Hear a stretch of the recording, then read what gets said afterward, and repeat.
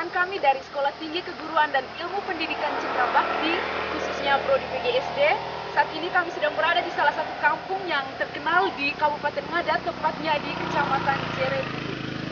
Sekarang kami akan menjelajahi situs sejarah dan rumah adat Bena. Ayo kita sama-sama melihat ke dalam. Oke.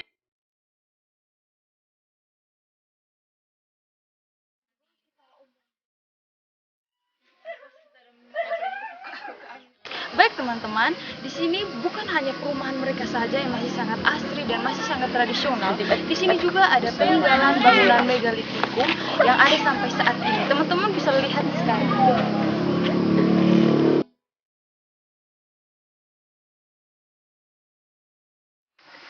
Jadi baik, seperti yang kita lihat di sini, perumahan adat mereka masih sangat terlihat alami, di mana atap rumah mereka di sini masih menggunakan alang-alang dan dinding mereka masih menggunakan papan.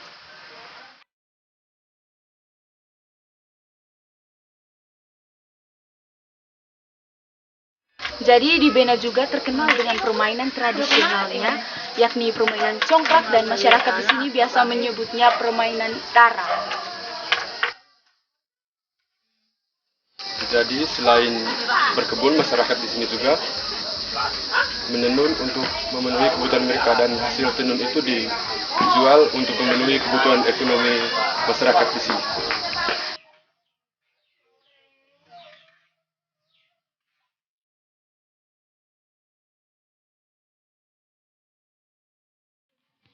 Lokatua tuh di sini dulu kita punya tanah. Kita punya tanah setelah bikin semacam boa tuh. Semacam boa, kita rumah asli, kita pensauin dulu tuh di sana, di Bena. Di yang ada batu yang paling tinggi di kampung tuh. Di situ kita punya tempat rumah yang asli, pindah ke sini kan nanti sekitar tahun 60-an. Ya, sekitar tahun 65 ke atas. Sop mama saja masih gadis di Bena, di kampung Bena tidak, rumah tidak. Kalau misalnya pindah ke sini sekitar tahun 60-an, berarti kampung Bena yang ini sekarang ini terbentuk sekitar tahun berapa gitu? Kalau kampung Bena terbentuk itu tidak tahu sejak kapan dan berapa lama tidak tahu, hanya kalau tahun 2009 itu pernah ada uji sampel arang di dalam dari badan geologi itu Jakarta. Itu mereka ambil uji sampel arang di dalam kampung itu sekitar tahun 300-an sebelum Masehi dulu. Berarti kira-kiranya tuh hitung kasarnya itu sekitar 300 tahun yang lalu tuh terbentuk kampung ini. Pastinya belum tahu, hanya berdasarkan Iya, itu saja ya, tapi bukan dengan sengaja dibentuk, tapi kalau asal mula ini kampung Bena ini tuh perahu yang terdampar dari Hindia Belaka. Perahu yang terdampar emang? Iya, itu ada banyak alat bukti itu di pintu masuk itu kan namanya Manguleva. Manguleva bukan di sini di Gapura, bukan. Di atas rumahnya Oma Beludone tuh. Dora ini Julietnya rumah. Di situ kan namanya Manguleva. Kalau Manguleva kan di kapal itu kan tiang kapal yang tinggi. Kemudian di atas Bovoza tuh yang ada patung, itu kan buritan kapal. Berarti bentuk asalnya ini seperti kapal gitu. Dan memang ini kapal. Ada banyak alat bukti itu. Makanya dia punya bentuk memanjang gini ya. Ada banyak alat bukti itu. Kalau kompas pas di belakang Sawagoria itu ada batu yang bulat besar tuh. Biar angin ribut yang bagaimanapun dia tidak jatuh, tidak ini. Kalau misalnya terbentuk sekitar 300 tahun yang lalu tuh Mama, suku pertama yang ada di kampung Bena? Kalau suku pemula tuh suku Bena. Suku Bena, namanya suku Bena. Suku Bena. Sedangkan suku-suku 8 suku yang lain itu tuh suku pengikut. Sekarang SAOPU-nya itu di sini. Di PKB dengan Nauzia. Manusia pertama tuh itu Kengi dengan Kezo. Iya. Itu dari suku Bena itu. Setelah itu mulai terbentuk suku-suku lain. Iya, suku-suku yang lain itu suku pengikut.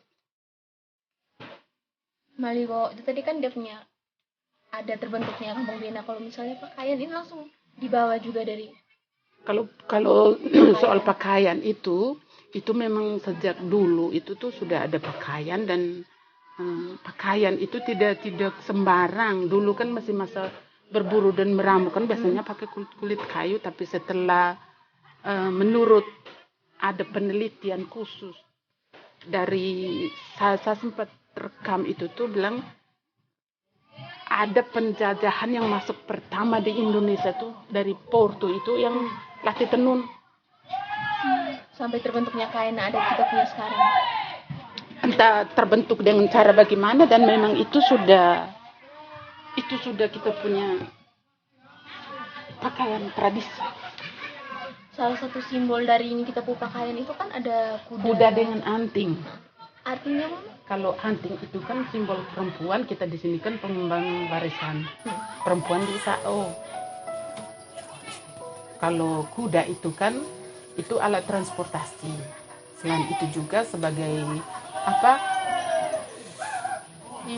apa namanya, saya lupa nih, semacam mas kawin begitu. Misalnya kalau perempuan ada mau menikah adat biasanya, misalnya dari luar kan ada kesepakatan, harus bawa SAO, kerbau atau kuda. Itu biasanya begitu. Dari banyaknya hewan, kenapa harus pilih itu kuda dengan kuda itu pertama dia tuh ringan. Jadi manusia harus belajar dari bagaimana langkah kaki kuda biar ringan dan cepat memperoleh sesuatu. Ada filosofinya juga yang Ada. Kenapa harus ada gambar di kain adat itu? Gambar kuda. Kemudian anting juga. Anting kan kita di sini pengemban warisan itu perempuan.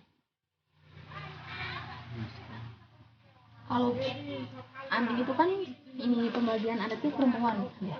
Yang saya tahu kalau misalnya pakaian adat ini untuk perempuan itu kan pasti ada rang atas, rang bawah. Terbentuknya rang atas, rang bawah itu sejak awal dibentuk atau? Kalau terbentuknya rang atas tuh menurut ini tuh semenjak dulu. Dari awalnya. Semua ini 9 suku ini semua tuh rang atas semua. Tapi karena pada suatu saat ada satu laki-laki itu mungkin dia cemburu ke apa, semua yang dorong ke suami, saudara dikebun semua. Mungkin saking dia cemburu karena ditindas atau dia, akhirnya dia dari rumah ke rumah, yang ini saya punya istri, yang itu saya punya istri. Yang masih disebut gae itu yang kebetulan mereka itu ada di kebun perempuan tuh. Sedangkan yang di kampung itu kan dia sebut sembarang. Jadi rangnya turun. Iya. Berarti terbentuknya rang ini salah satunya dari ini nih, Mama. Karena ini asalnya dia sebut sembarang. Semuanya itu tuh rata-rata tuh gae semua di bawah. Tadi Melalui perundingan kesepakatan antara sesama saudara dalam satu famili, gimana kita bisa membentuk sebuah famili yang yang tegak, kuat, kokoh. Ya, yang kokoh itu bangun paling pertama itu tuh